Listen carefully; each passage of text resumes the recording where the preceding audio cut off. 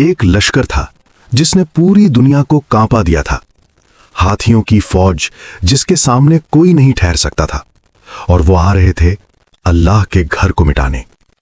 لیکن جب وہ مکہ کے قریب پہنچے، آسمان سے کچھ اترا جو نہ تیر تھا، نہ تلوار تھی، نہ کوئی فوج تھی، اور دیکھتے ہی دیکھتے وہ لشکر جس سے پوری دنیا ڈرتی تھی بھونسے کی طرح رون دیا گیا۔ یہ کیا تھا؟ یہ کون تھے؟ اور اللہ نے کیسے اپنے گھر کی حفاظت کی؟ آج سے تقریباً 1500 سال پہلے کی بات ہے۔ عرب کی وہ زمین جہاں آج مکہ مکرمہ ہے، اس وقت ایک ایسی جگہ تھی جس کی طرف پوری دنیا کی نگاہیں لگی ہوئی تھیں۔ کعبہ، اللہ کا گھر۔ حضرت ابراہیم علیہ السلام اور ان کے بیٹے حضرت اسماعیل علیہ السلام نے اس گھر کو تعمیر کیا تھا۔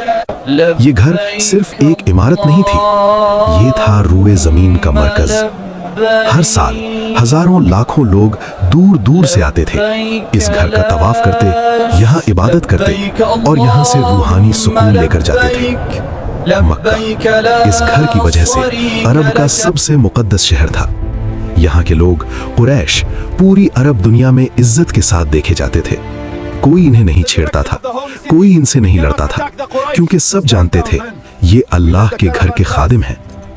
لیکن دور یمن میں ایک شخص بیٹھا تھا جس کے دل میں ایک خطرناک خواہش پل رہی تھی۔ ابرہہ، وہ شخص جس نے اللہ سے ٹکر لی۔ یمن، عرب کا وہ حصہ جو اپنی زرخیزی اور خوشحالی کی وجہ سے سعید یعنی خوشحال کہلاتا تھا، یہاں حکومت کرتا تھا ابرہہ الاشرم۔ ابرہہ حبشہ کے بادشاہ نجاشی کا گورنر تھا، لیکن ابرہہ نے حبشہ سے بغاوت کر دی اور خود یمن کا بادشاہ بن بیٹھا۔ ابرہہ ایک عیسائی تھا اور وہ چاہتا تھا کہ پوری عرب دنیا عیسائیت قبول کرے۔ وہ بہت ذہین تھا، بہت چالاک تھا اور بہت طاقتور تھا۔ اس کے پاس تھی یمن کی عظیم فوج، اور اس فوج میں شامل تھے دنیا کے سب سے بڑے اور طاقتور ہاتھی۔ جب کسی نے ابرہہ کی فوج کا ذکر کیا تو لوگ کانپ جاتے تھے، کیونکہ ہاتھیوں کے سامنے کوئی نہیں ٹھہر سکتا تھا۔ ابرہہ کے دل میں ایک بڑا خواب تھا۔ وہ چاہتا تھا کہ تمام عرب مکہ کی بجائے اس کے شہر صنعاء کی طرف آئیں، اور اس خواب کو پورا کرنے کے لیے اس نے ایک ایسا منصوبہ بنایا جو تاریخ میں پہلے کبھی نہیں بنا تھا۔ القلیس، وہ گرجا جس نے سب کچھ شروع کیا۔ ابرہہ نے صنعاء میں ایک ایسا گرجا گھر بنایا جو اپنی شان و شوکت میں دنیا میں بے مثال تھا۔ اس گرجے کا نام رکھا القلیس۔ یہ گرجا سونے اور چاندی سے سجایا گیا تھا۔ اس کی دیواریں قیمتی پتھروں سے مزین تھیں۔ اس کے ستون شاہی لکڑی کے بنے ہوئے تھے۔ دور دور سے لوگ آتے اسے دیکھ کر حیران ہو جاتے۔ ابرہہ نے رومی بادشاہ کو خط لکھا، میں نے ایک ایسا گرجا بنایا ہے جیسا دنیا نے پہلے نہیں دیکھا۔ لکھو در، میں چاہتا ہوں کہ عرب کعبہ کو چھوڑ کر یہاں آئیں۔ لیکن عرب کے لوگ اس گرجے کی طرف نہیں آئے۔ کعبہ ان کے دلوں میں تھا، کعبہ ان کی روح میں تھا، کعبہ ان کی زندگی تھا۔ کوئی انہیں اس سے نہیں ہٹا سکتا تھا۔ جب یہ بات ابرہہ کو معلوم ہوئی تو اس کا غصہ بڑھتا گیا، اور پھر ایک ایسا واقعہ پیش آیا جس نے ابرہہ کو آگ بگولا کر دیا۔ ایک عرب شخص قبیلہ کنانہ سے صنعاء آیا اور اس نے ابرہہ کے اس عظیم گرجے میں گندگی کر دی۔ کچھ کہتے ہیں اس نے گرجے کی دیوار پر گندگی کی، کچھ کہتے ہیں اس نے گرجے میں آگ لگا دی۔ لیکن جو بھی ہوا، ابرہہ تل ملا اٹھا۔ اس کا خون کھول گیا، اس کی آنکھیں لال ہو گئیں، اس نے مٹھیاں بھینچی اور اس نے قسم کھائی، خدا کی قسم، میں کعبہ کو مٹا دوں گا، پتھر پر پتھر نہیں چھوڑوں گا۔ وہ لشکر جس نے زمین کو ہلا دیا۔ ابرہہ نے اپنی پوری فوج جمع کی، ہزاروں سپاہی، گھوڑے، اونٹ اور 13 عظیم ہاتھی۔ ان 13 ہاتھیوں میں سب سے آگے تھا محمود۔ محمود دنیا کا سب سے بڑا ہاتھی، اتنا بڑا کہ لوگ اسے دیکھ کر ہی کانپ جاتے۔ آج ہم مکہ کی طرف روانہ ہوتے ہیں، کعبہ کو مٹا دو۔ جو حکم سرکار۔ جب یہ لشکر چلا تو زمین کانپتی تھی، जब ये लश्कर रुका तो दुश्मन के दिल बैठ जाते थे। रास्ते में यमन के मुख्तलिफ कबाइल ने अबरहा की फौज का सामना करने की कोशिश की। कबीला खस्तम अपने सरदार नुफैल बिन हबीब की क़ियादत में अबरहा के सामने आया, लेकिन शिकस्त खाई। नुफैल बिन हबीब को गिरफ्तार कर लिया गया, लेकिन अबरहा ने उसे कत्ल नहीं किया, बल्कि उसे रास्ता दिखाने के लिए रखा, क्योंकि वो इन रास्तों को जानता था। जब लश्कर वादी मुहस्सर तक पहुंचा, जो मक्का से बस चंद मील दूर थी, अबू रिगाल वहीं पर गया और अरब के लोग उसकी कब्र पर पत्थर मारते रहे सदियों तक, क्योंकि उसने अल्लाह के घर के दुश्मन की मदद की थी। जब मक्का वालों को खबर मिली कि अबरहा की फौज आ रही है, तो पूरे शहर में खौफ की लहर दौड़ गई। हर तरफ चीख पुकार थी, हर तरफ घबराहट थी। औरतें बच्चों को सीने से लगाए बैठी थीं। बूढ़े आसमान की तरफ देख रहे थे, जवान एक दूसरे की तरफ देख रहे थे कि क्या करें। अबरहा की फौज का मुकाबला करना मुमकिन नहीं था। वो 13 हाथी, वो हजारों सिपाही, वो घोड़े, वो असलहा, मक्का वालों के पास इस सब का जवाब नहीं था।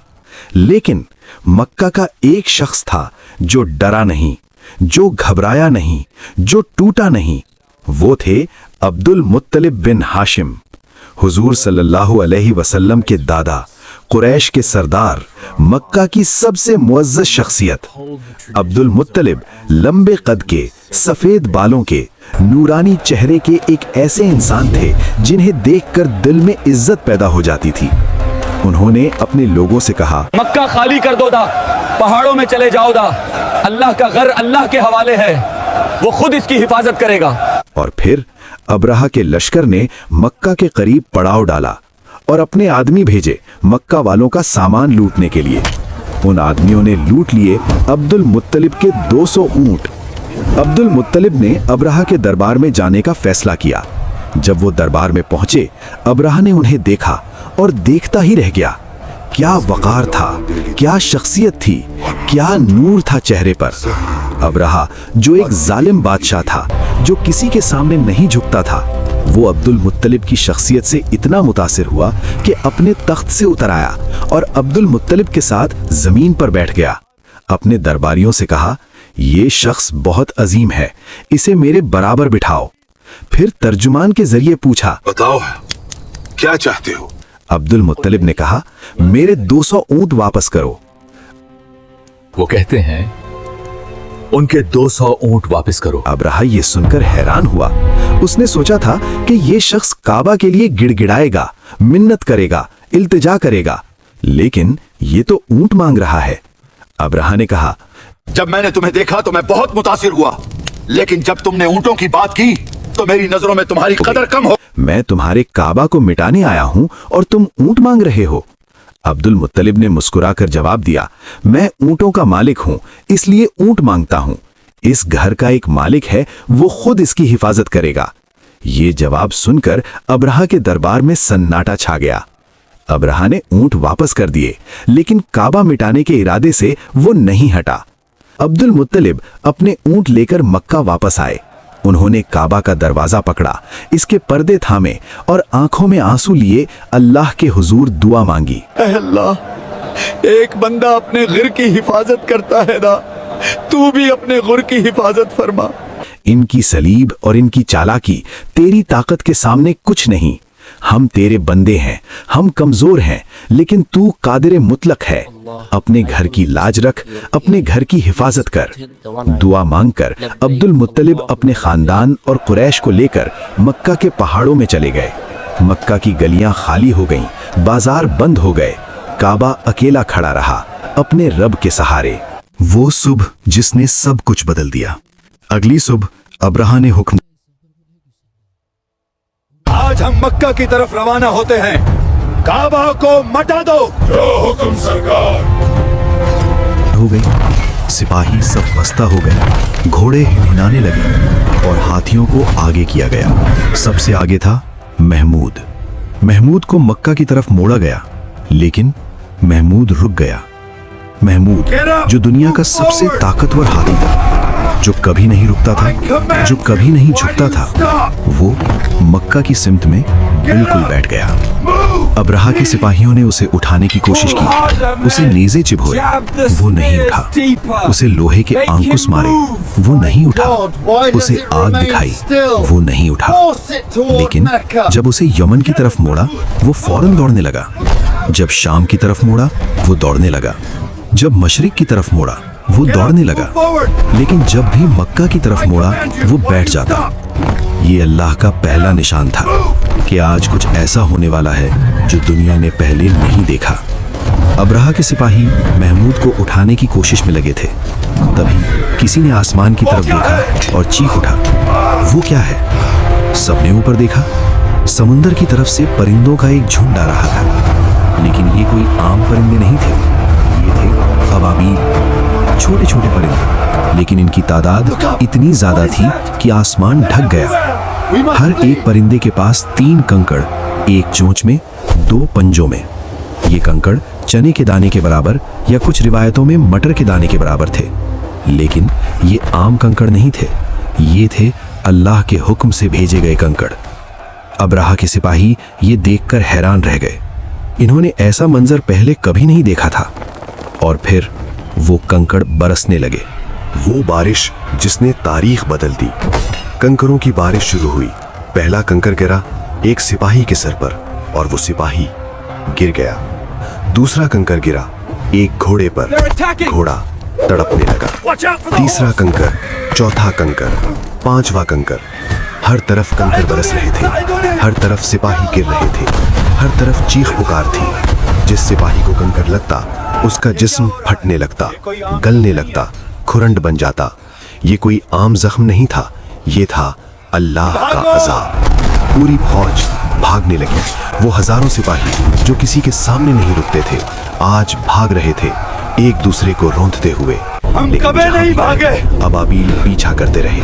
वादियों में, पहाड़ों में, सहराओं में कहीं पनाह नहीं थी। अल्लाह ताला ने कुरान में फरमाया, और उन पर पत्थर की कंकरियां फेंकने वाले परिंदों के झुंड भेजे, फिर उन्हें ऐसा कर दिया जैसे खाया हुआ भूसा।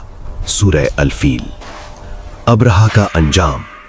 अबराहा खुद भी इस अजाब से नहीं बचा। हम बच उसे नहीं भी सकते। कंकर लगे, उसका जिस्म भी गलने लगा, उसकी उंगलियां एक एक करके गिरने लगी। उसके सिपाहियों ने उसे वापस उठाया नहीं पहुंचेंगे। और भागते भागते यमन की तरफ ले गए।